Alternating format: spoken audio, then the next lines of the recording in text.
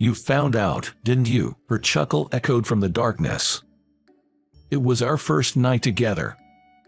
The touch of her skin felt oddly different. Seeing my startled retraction, she laughed. What's happening? I couldn't help my curiosity and asked. She narrowed her eyes at me. Cries, cat-like, predatory. Curiosity can be dangerous, she said, slowly revealing her skin. She was truly beautiful then. Even after a decade, I still remember. My name is John Adams. I had just turned 36 at the time. I worked in sales for a pharmaceutical company. Not to boast, but I was their top salesperson. My wife, Catherine, came from a popular family of practitioners. It was a marriage arranged by my father-in-law. Catherine, whom I met at the matchmaking event, seemed like a proper lady. I found no reason to refuse, and so we got married. The higher-ups in the company were pleased about this advantageous connection. It was quite the clue, earning me envy from my peers. After getting married, I threw myself into my work more than ever to drown out the noise. I didn't even imagine that someone who disliked my success was by my side. There are many employees at my level vying for promotions. There are even factions within the upper echelons that aren't visible on the surface. Success depended on standing out in terms of sales and the scale of hospitals I managed, and becoming favored by the influential faction in the upper management. But honestly, I wasn't interested in all that. I simply wanted to help patients through our products. It's not some noble idea. I had a sister who didn't survive childhood cancer. Today, there is a cure for that. She could have been saved. That's why I believe in the power of medicine. I think it's absolutely necessary for people's lives, and I've contributed to patients through it. I was proud of this job and truly loved it. My seemingly smooth sailing future suddenly became clouded. The much-anticipated new medicine, on which we spent a significant amount in development costs, was finally launched. My boss was enthusiastic about making our team the #1 in the nationwide sales of this. He emphasized its early adoption in the hospitals we were responsible for during our sales meetings. The hospitals I was in charge of within my team had the greatest influence. Doctors in this area are reluctant to use new medicine unless they are adopted in the hospitals I'm in charge of. However, there are some doctors who prefer to wait for a certain period before using new ones due to safety considerations. But my boss aggressively pushed sales to the doctors I was in charge of. Turns out, the chief of surgery in this hospital had a close relationship with my boss. I was in charge of the other departments, and my boss was in charge of the surgery department. It seemed like I was in charge, but we were sharing roles as suggested by my boss. My boss urged the chief of surgery to use the new medicine. At that time, frequent wining and dining by pharmaceutical companies was still common, and my boss often went drinking with the chief of surgery, using my entertainment budget. This new drug is a fantastic medication that can be effective even for patients who have not had enough effect with other drugs. Therefore, I really want patients who are struggling to consider using it. However, caution was required when using it. Most drugs have precautions for use. Especially for drugs where side effects are a concern, there can be patients who should absolutely not use them. Surprisingly, my boss did not promote the appropriate use, which could be called the most important mission. As a result, the chief of surgery prescribed the drug to a patient who should never have taken it. The patient suffered from severe side effects. It was a serious incident that went unnoticed in the pharmacy department. I rushed to the hospital as soon as the side effect report came in and collected detailed information after hearing about the case. I was in shock. The patient was someone who should never have been administered the drug, and the prescribing doctor claimed not to have known. I deeply regretted sharing responsibilities with my boss. My boss went pale. This became a major issue within the company. And then, my boss pushed everything onto me. In fact, my name is the one listed as the person in charge of the hospital internally. I followed my boss's instructions to handle the expense reports for the entertainment costs. I was called in by the executives and confronted with documents and receipts. Receipts from lounges and restaurants that I never visited but processed. No matter how many times I explained the situation, the overwhelming amount of evidence made it hard to convince them. My boss was sitting next to the executives, looking smug. However, I knew that it was all a bluff. His trembling fingertips gave him away. I've seen the ugly side of humanity, and I was suddenly sick of the life tied to achievement figures. Facing the accusing executives, I told them that everything was done on my own accord. I declared that I would take responsibility and resign. The room went silent at my forthright demeanor. I wondered if my boss would try to keep me, but he didn't, and I easily quit my job. I had some savings, and I figured I'd manage somehow. That's what I thought. When I got home, Catherine greeted me with a fury in her eyes. Apparently, my father-in-law already contacted her. She reproached me for quitting my job right at the doorstep. She had some documents clenched in her hand. I could instantly guess it was divorce papers. There was something almost laughably meticulous about it. She was ready to part ways swiftly with a husband who no longer held any value. I guess she'd taken some advice from her dad. Everything felt like such a hassle, so I just signed the divorce papers on the spot. The house was a gift to Catherine from her father. I'll let you know once I decide where I'm going. I left those words behind as I left our home. I knew I wouldn't be coming back, but surprisingly, I didn't feel a trace of regret. If Catherine had shown even a slight hesitation to take the divorce papers, I might have ended up begging her in tears. But Catherine took the divorce papers aggressively, looking at me as if I were trash. All she needed from me was my income and my status. Knowing this, I felt a sense of ironic humor. From the next day, I started looking for a place to live. Being jobless, it was hard to find a realtor who would accommodate me. Even with my income certificate, they were cold to an unemployed man. I was in a tight spot. I decided to ask for help from an old friend. I remembered him working in the real estate industry.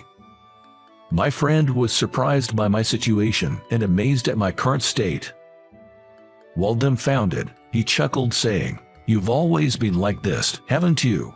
He asked me to wait for 3 minutes, and right on the dot, he called back. He'd found an apartment and told me to come immediately.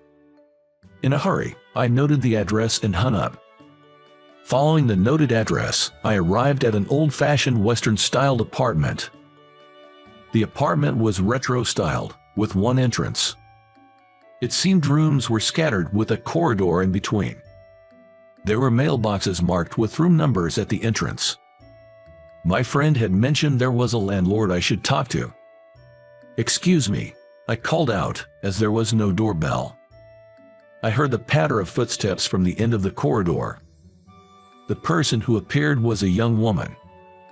Her long black hair and porcelain-like white skin were striking. "Oh, are you John? I've heard about you. I'm the landlord, Nancy Thompson.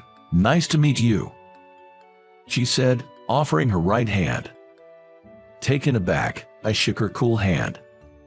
Her wrists and fingers were slender.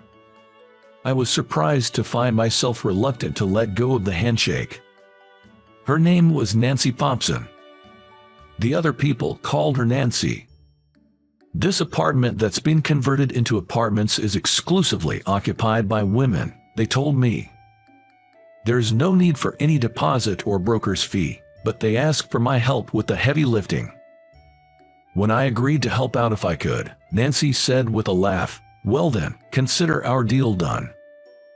"John, I heard you used to work for a pharmaceutical company," she remarked, offering me the keys. She must have heard from a mutual friend. "Yes, I did. I worked there for many years but recently resigned." When I admitted that I was hit with a divorce as soon as I quit my job, Nancy burst into laughter. She seemed genuinely surprised when I confessed that I left my house right after that. "Well, there's nothing wrong with starting over," she said, her smile dazzling me. She seemed unbothered when I promised to find work quickly. And so, my new life began. There were a variety of tenants in these apartments. Students, novelists, and single mothers. There was even a mother who was escaping from an abusive husband. They all seemed to rely on me, which had me shaking with fear, as I lacked confidence in physical strength. They were all amiable people who brushed off my divorce with laughter. I started to learn more about Nancy. She was a 30-year-old widow who had outlived her husband. Apparently, she took over the apartment from her biological father. Her late husband had been a doctor. Small world. I felt like we might have just missed each other at some point. I started working part-time at a local bookstore.